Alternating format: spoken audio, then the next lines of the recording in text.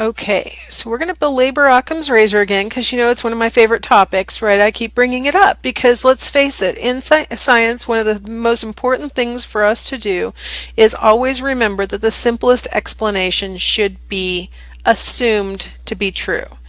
So, which is the simpler explanation? That my students' nannying children's mom had polar body twins that were identical on the mom's side and were fraternal on the dad's side, or that she had fraternal twins, two eggs released in a menstrual cycle that both got fertilized by separate sperm.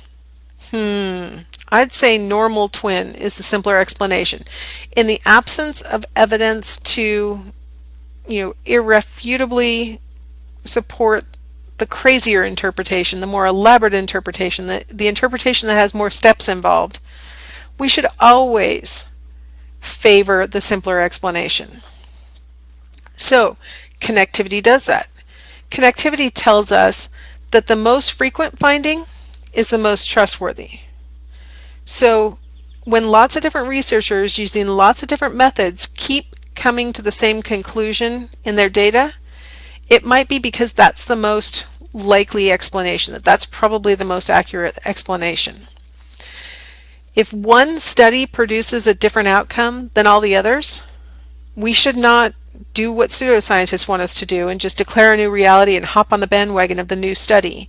Instead, what we should do is take that one piece of evidence, tuck it away, but say, if the body of the evidence is still supporting the original theory, if everybody else's research is still pointing to the one conclusion, we should probably put most of our confidence in the most frequently found outcome and hold this one other finding aside, like it might be an anomaly or it might be a methodological error or something like that.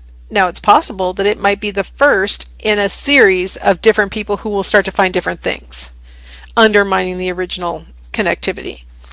But for the one study, we have to say anomaly is the simplest explanation. We also have to say no one researcher knows everything about this topic and has special access to the truth. A lot of times when we hear that someone famous has discovered something different from what everybody else has been finding, we kind of feel like, well, we'll give this famous person a little extra credibility because, I mean, they're famous after all. We all know who that psychologist is. But that guy can make mistakes too. That gal can make mistakes too. So we have to say the most common outcome is the one that's the most trustworthy, not the special outcome of the one person who's, famous or whatever. All right, so the principle of converging evidence. When we follow that practice of looking at lots of different studies and seeing what the most common outcome is, the biggest risk is that there might be some kind of systematic error across the studies. It could be that the reason why they're all coming to the same conclusion is because they're all making the same mistake. They are all mismeasuring or something, and so they're all coming to the same conclusion for the same wrong reason.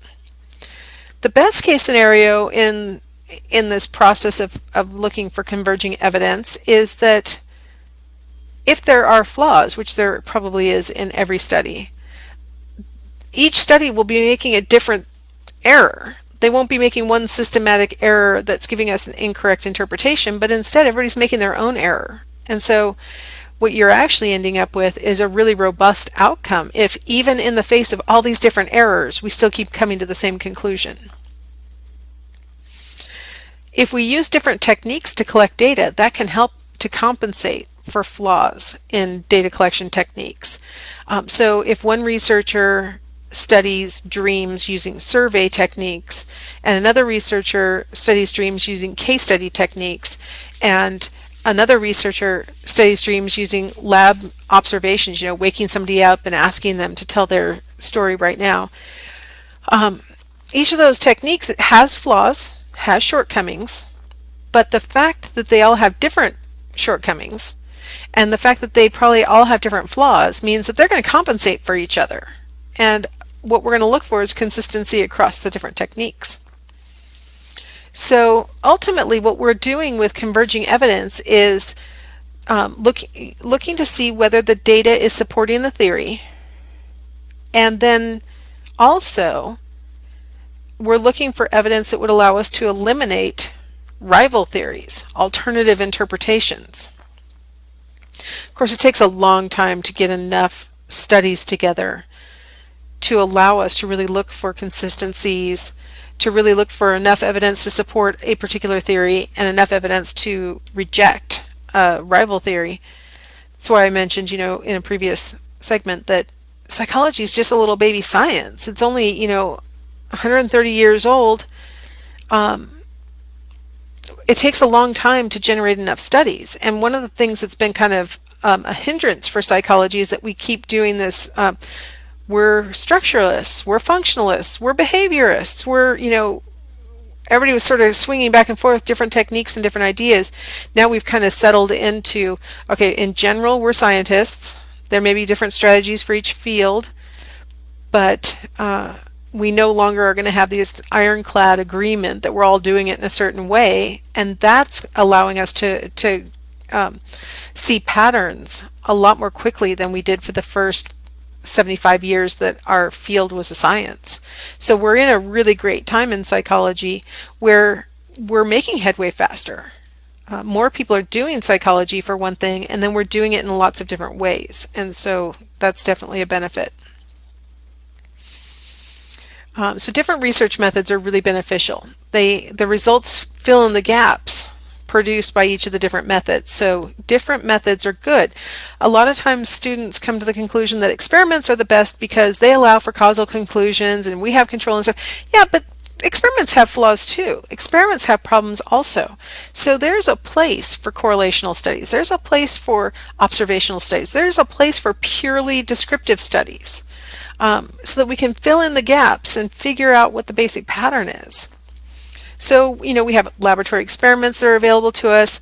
We have all the different kinds of descriptive studies, which under descriptive would be things like observations, surveys, correlations, epidemiological studies, where we're basically, I like to call it data mining. You have like 3,000 people who you're looking for trends across them. Field experiments, if you're interested, if you've never seen these before, I've got a couple of examples of field experiments linked here that you can click on if you watch the slideshow. This is kind of boring, so I tried to throw in some extra videos to make this topic a little less boring and to illustrate what we mean by field studies differently from laboratory experiments. Now, the issue of scientific consensus is kind of a sensitive issue lately, because one of the things that people keep debating is what it means to have scientific consensus with regard to global warming. Most science is not conducted as a series of breakthroughs. It's incremental. It's brick by brick. One little study contributes one little tiny detail, a different study contributes a slightly different detail, and so on until it accumulates and produces science. Now the thing is, just because everyone agrees doesn't mean that they're right. And I think that's where the debate about global warming comes from, is that as the media has tried to portray all scientists all agreeing about everything, it makes a lot of people's hackles go up because A, not all scientists agree, and B, just because everyone agrees doesn't mean that they're right. And so we have to be really super careful, because when we have people thinking in lockstep, all it takes is one set of fresh eyes, few rogue researchers to collect new data to throw a whole theory into question. So, you've got Freud, who was unwilling to ever consider any alternative interpretation. And here comes Jung with his fresh eyes and his new data. He said, for example, if you look all around at different cultures, there are certain archetypes that keep showing up. The Superman archetype, the mother archetype, things like that. Maybe that's because we all carry around inside of us a collective unconscious. So that threw Freud's theory into question when he introduced this new data and interpreted it through fresh eyes. Just because everybody or just because Freud completely agrees with Freud's theory doesn't mean that Freud was right. A lot of times it takes a fresh person and fresh data to really make us realize, maybe that theory was inadequate.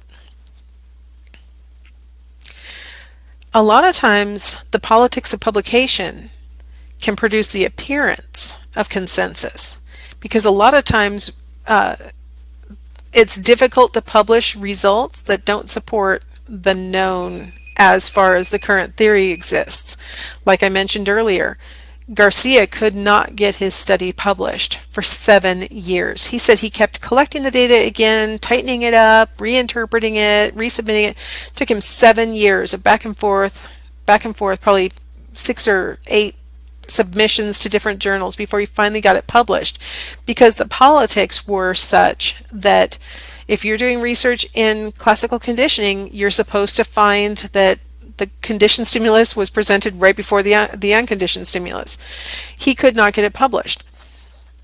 That's kind of the issue today with global warming. A lot of people who want to publish something different from what everybody's agreed to are reporting that they're having difficulty getting it published.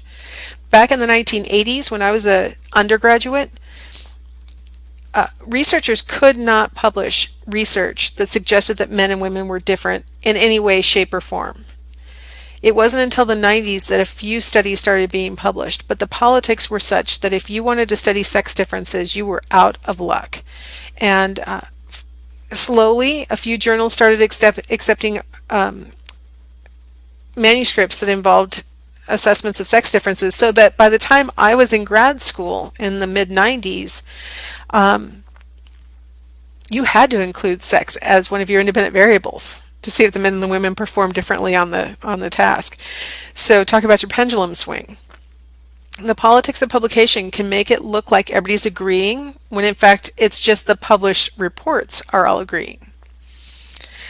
The goal of all of this connectivity and principle of converging evidence is that we have well-designed studies, nonpartisan publication practices, where really what's being assessed in the publication process is the quality of the research, not the conclusion, not the topic, not whether we like it or agree with it. That's what's going to produce trustworthy conclusions, and that's the goal. I think we're meeting parts of each of those 3 bubbles right now in psychology, but we're doing better. But it's still, it can be difficult getting certain kinds of things published.